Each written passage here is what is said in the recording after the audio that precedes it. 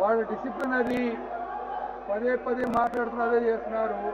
Please please దయచేసి కూర్చోండి. Please leader of the house please దయచేసి కూర్చోండి.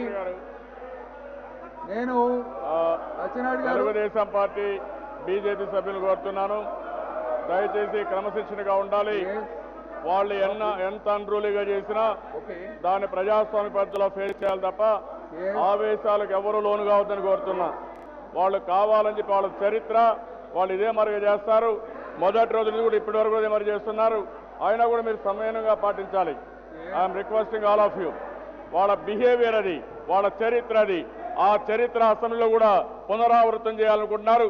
ఇంత దారుణమైన అసెంబ్లీ నా జీవితంలో 30 సంవత్సరాలుగా ఎప్పుడూ చూడలేదు. అలాంటి అసెంబ్లీ ఈరోజు వస్తూ ఉంది. దానికి కారణం వీళ్ళ నేర చరిత్ర, ఈ నాయకుల నేర చరిత్ర. అందుకని జరుగుతున్నాయి. సంయమనంతో పాటిస్తాం, అవసరమైతే ప్రజాస్వామ్య పద్ధతిలో పాటిస్తాం తప్ప ఎవరు ఆవేశం అవసరం లేదు.